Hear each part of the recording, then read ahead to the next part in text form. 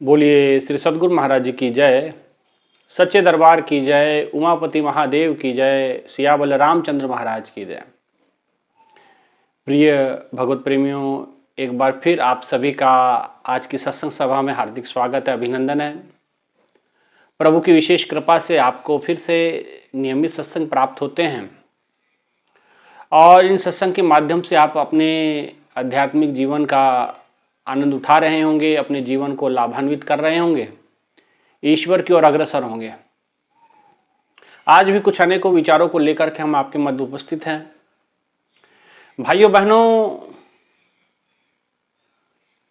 ये भक्ति का पथ है। इस भक्ति के पथ पे अनेकों बाधाएं, रुकावटें समय समय पे आती हैं और उन रुकावटों का निर्मूलन जरूरी होता है। अगर रुकावटें बनी रही तो आपका पथ पे आगे बढ़ना मुश्किल लगता है, लेकिन सतगुरु की कृपा, सतगुरु की दया कुछ ऐसी होती है कि वो पथ पे आए हुए कंटक, पथ पे आई हुई रुकावटें कब पथ से अलग हो जाते हैं पता नहीं चलता।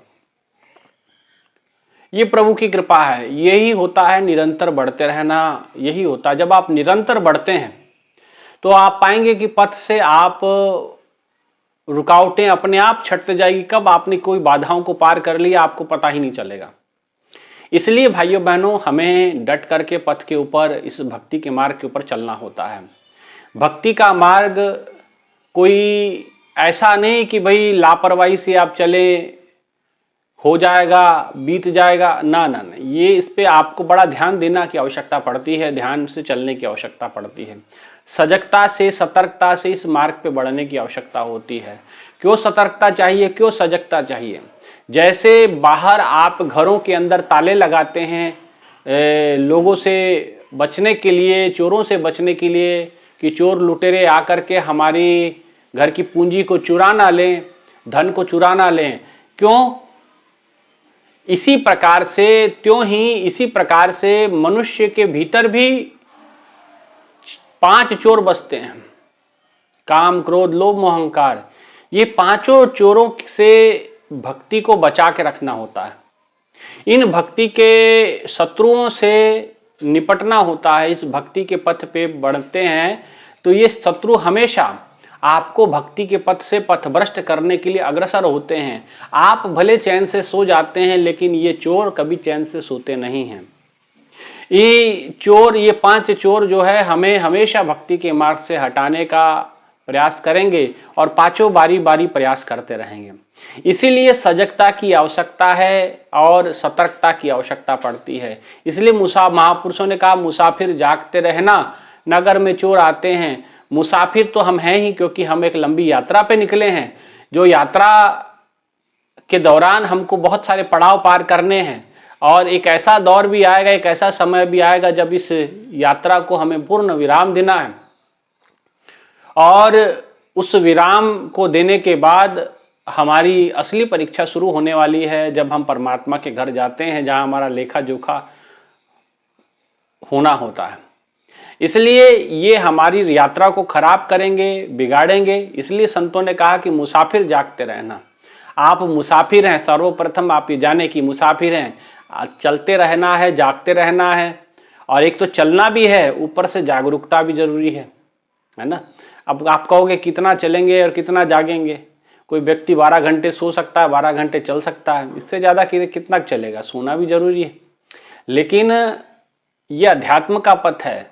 8 पहर आराध्य पूरन सतगुरु ज्ञान। 8 पहर आपको सतर्कता बरतनी पड़ती है।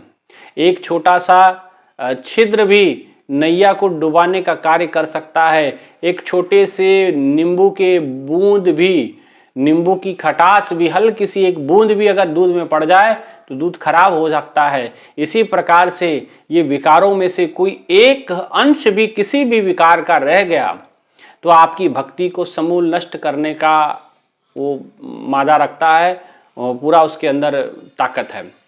और एक बूंद खटाई के अगर आपकी दूध के अंदर गिर गई तो आपका सारा दूध खराब हो सकता है। इसी प्रकार से आपकी जन्मों जन्मों की भक्ति को पल भर में आपको उससे वंचित कर सकता है। ऐसा ये विकार होते हैं। इसलिए इन विकारों से सतर्कता बरतनी पड़ती है, और इससे अलर्ट रहना पड़ता है, सावधान रहना पड़ता है, क्योंकि सावधानी हटती है तो दुर्घटना घटती है। इसलिए भाइयों बहनों, भक्ति के पथ पे सावधानी की जरूरत होती है। इन काम, क्रोध, लोभ, मोह, अहंकार से बचना होता है। इसलिए प्रभु का नाम सुमरण करो, प्रभु की हमेशा कीर्तन में लगे रहो, सत्संग विचारों से जुड़े रहो। जब प्रभु के कीर्तन के साथ जुड़ते हैं, प्रभु के सत्संग के साथ जुड़ते हैं, तो इन सब से अपने आप ही हमारा छुटकारा हो जाता है। प्रभु हमारी स्वयं रक्षा कर देते हैं, और इन सभी से रक्षा करने वाले स्वयं ईश्वर है। परंतु कब हमारी रक्षा होती है? जब हम उसको अपने आप को समर्पित कर देते हैं। भगवान श्री राम विभीषण जी को उपदेश देते हैं। विभीषण ने कहा कि प्रभु, मैं आपको देखता हूं और रावण को देखता हूं तो मेरे मन में बड़ा एक संशयात्मक विचार पैदा हो रहे हैं कि भाई आप इस बलशाली रावण को कैसे जीतोगे? एक तरफ तो ये रावण है जिसके पास मायावी सेना है, आपके पास सेना के नाम पे वानर इकट्ठे कर रखे हैं आपने। दूसरा, ये मायावी है। तीसरा, तरह तरह के विद्याओं से सुशोभित है, तरह तरह के कवच इसने धारण कर रखे हैं, और तरह तरह के इसने वेशभूषा बना सकता है, मायावी है ना। और आपके तरफ देखता हूं तो ना आपके पास रथ है, ना पद पे त्राण है, माने पैरों में चप्पल भी नहीं है, खड़ाऊं भी नहीं है, और ना ही किसी प्रकार के अस्त्र शस्त्र से सुसज्जित देखता हूं आपको। तो आप ये इतने बलशाली रावण को जीतोगे कैसे? तो उन्होंने एक अभोग मंत्र बताया भगवान श्री राम ने, और वो मंत्र बड़ा जबरदस्त है। वो बात उन्होंने जो बताई, वो बात एक भक्त के लिए मंत्र के समान है। वो क्या बात बताई? जब विभीषण ने अपने संशय के बारे में भगवान श्री राम को बताया, कहते कि नाथ, न रथ न तन पद त्राना, कह बिद जीतो तुम वीर बलवाना। तुम इस वीर बलवान को जीतोगे कैसे प्रभु? तुम कैसे इस वीर बलवान को हराओगे?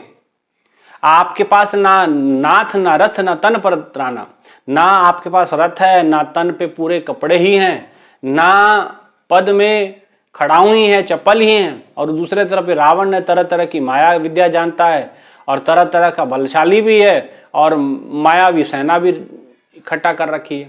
तो आप कैसे इसको जीतोगे? भगवान श्री राम ने सहजता से मुस्कुराते हुए कहा, विभीषण, इसको जीतने के लिए किसी अस्त्र शस्त्र की जरूरत ही नहीं है। ये तो मेरी गुरु कृपा से ही मैं इसको परास्त कर दूंगा। और उन्होंने कहा कि देखो इसको, और इसके पास ऐसा कोई शस्त्र नहीं है कि जो मेरी सीने को चीर के निकल जाए, क्योंकि मेरे पास एक ऐसा कवच है। भगवान राम ने जब कहा कि ऐसा कवच, विभीषण ने आश्चर्यचकित होकर कहा, प्रभु आपके पास कौन सा कवच है? भगवान ने कहा, जब विभीषण ने कहा नाथ ना रथ ना तन पद त्राना, कह विद जीतो तुम वीर बलवाना, भगवान श्री राम ने कहा कि कवच अभेद्य विप्र गुरु पूजा, ऐसम विजय उपाय ना दूजा। मेरे पास मेरे गुरु का आशीर्वाद है, मेरे पास मेरे गुरु की सेवा रूपी कवच है, मेरे पास मैंने गुरु की जो सेवा की है, भक्ति की है, उससे कवच निर्मित हो गया है जो पल पल मेरी रक्षा करती है। भगवान नारायण है, स्वयं सब कुछ करने में सक्षम है, समर्थवान है, लेकिन फिर भी वो ऐसी बात दुनिया के सामने रख रहे हैं। तो वो हम सबको ये समझाना चाहते हैं कि गुरु की सेवा से, गुरु की कृपा से, गुरु के वचन पे जब हम चलते हैं, भक्ति के इस मार्ग पे बढ़ते हैं, तो उससे एक ऐसा कवच निर्मित हो गया है।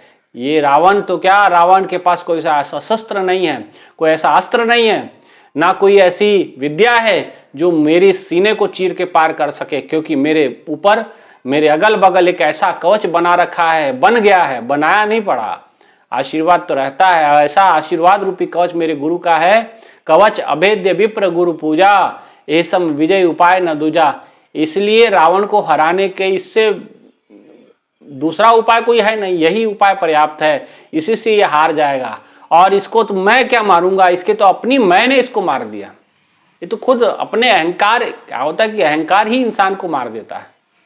कोई व्यक्ति किसी का हनन नहीं करता, कोई किसी को मारता नहीं है, लेकिन इंसान खुद अपने अहंकार से दब करके मर जाता है, इतना बड़ा अपने को बना लेता है कि वो उसी की बड़प्पन के बोझ के नीचे दब के मर जाता है ना। इसलिए महापुरुषों ने कहा, किसी ने बड़ा सुंदर कहा कि जब आदमी बात करता है तो सोच समझ के बात करनी चाहिए, बड़े बोल नहीं बोलने चाहिए। कई बार वो बड़े बोल बड़े भारी हो जाते हैं और उसी भारी बोलों के नीचे आपको एक दिन दबना पड़ता है ना। इसलिए बड़े बड़ाई ना करे, बड़े ना बोले बोल, है ना। बड़े बोल नहीं बोलने चाहिए, ना बड़ाई करनी चाहिए, आत्मसलागा से तो बचना चाहिए।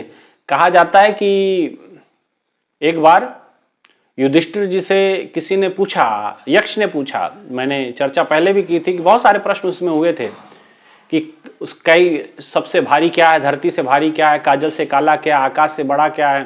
तो तमाम प्रश्नों के उत्तर दिए, लेकिन एक उसमें एक प्रश्न ये भी था, संसार में सबसे बुरी वस्तु क्या है, बुरी चीज क्या है, सबसे बड़ी बुराई क्या है।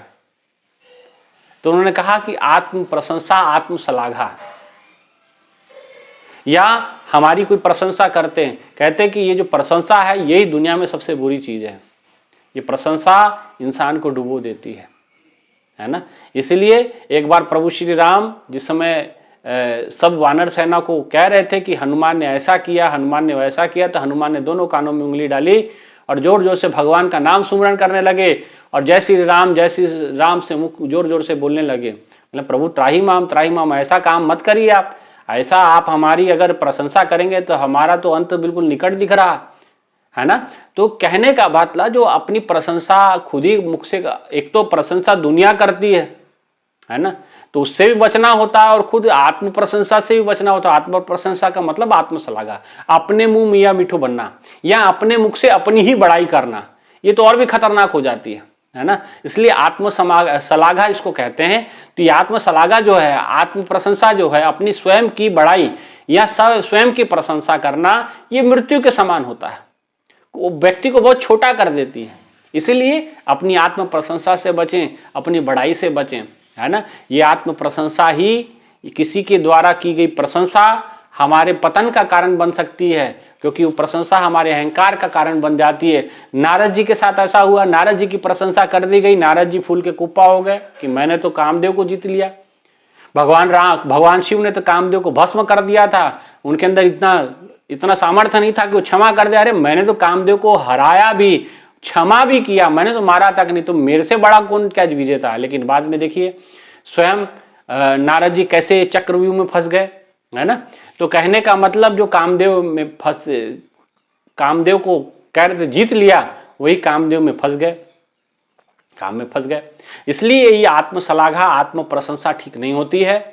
स्वयं की प्रशंसा स्वयं करना ये अच्छी बात नहीं है, मृत्यु के समान होती है।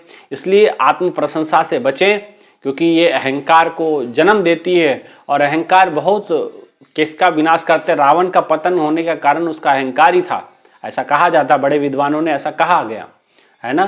कई कारण है उसके मृत्यु के, लेकिन एक कारण उसमें बड़ा कारण अहंकार भी है। भगवान भोलेनाथ जैसे गुरु मिले उनको, उनके पास रह करके भी वो आत्मविद्या को प्राप्त नहीं कर पाया, केवल बाहरी पूजा, बाहरी कर्मकांड, बाहरी इसका विद्वान बना रहा, बाहरी अस्त्र शस्त्रों को प्राप्त करने की चेष्टा होड़ में लगा रहा, लेकिन उस आत्म अनुभूति को प्राप्त नहीं कर पाया, राम के वास्तविक रूप को परिचय नहीं कर पाया, प्रभु श्री राम को वास्तविक रूप में नहीं जान पाया, जिसके कारण भगवान श्री राम के हाथों से उनकी मुक्ति होती है और माता सीता को हरण करने का जैसा जघन्य अपराध उसके हाथों से होता है।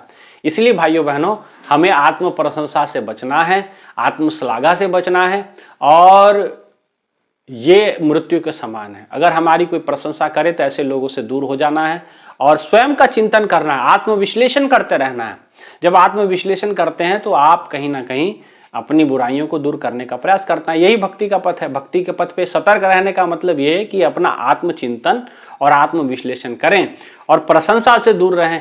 प्रशंसा जो आपका निंदा करता है उससे नजदीक रहें, लेकिन प्रशंसा करने वालों से दूर रहें, है ना। कबीरदास ने कहा, निंदक नेड़े राखी आंगन कुटीर शुभाए, बिन साबुन बिन कर्म के निर्मल करे शोभाए। बिना किसी मेहनत के, बिना किसी साबुन के आपके स्वभाव को निर्मल कर देगा, निंदक को नजदीक रखना है, लेकिन इस प्रशंसा करने वालों से दूर रहना है, ठीक है ना। इसलिए आत्म प्रशंसा से बचें, ये अहंकार को जन्म देती है और अहंकार आपको भक्ति के पथ से विचलित करने में सक्षम है। इसीलिए भाइयों बहनों, इतना ही कहते हुए अपने विचारों को यहीं विराम, और आप सभी से ये अभिलाषा कि आप भी आत्म प्रशंसक ना बने, आत्म विश्लेषक बने, आत्मचिंतन करें, आत्मा का संधान करें, साधना ध्यान करें, गुरु महाराज जी के मार्ग के ऊपर चलें, भक्ति के पथ के ऊपर बढ़ते रहें, ठीक है। इसी मनोकामना के साथ, इसी शुभकामना के साथ आप सभी से आग्रह, इस चैनल को जरूर सब्सक्राइब करें, वीडियो को पूरा देखें, जरूर अपना कोई प्रश्न हो तो कमेंट्स में जरूर छोड़ दें। ईश्वर से संबंधित कोई, ईश्वर से रिलेटेड कोई प्रश्न हो, ज्ञान साधना से रिलेटेड कोई प्रश्न हो तो आप अपने कमेंट्स में छोड़ दें, ताकि हम उसका समाधान कर सकें। जैसे मौका मिलेगा उस पर आत्मचिंतन हम करेंगे, बैठ करके जो भी हमको सूझेगा अपनी समझ के अनुसार फिर आपको उत्तर देने का प्रयास करेंगे। इतना ही कहते हुए मैं अपने विचारों को यहीं विराम देता हूँ। एक जोरदार जय घोष की मनोकामना। बोलिए श्री बांके बिहारी लाल की जय, श्री कृष्ण बलदेव की जय, उमापति महादेव की जय, सिया बल रामचंद्र महाराज की जय, आशुतोष महाराज जी की जय। धन्यवाद।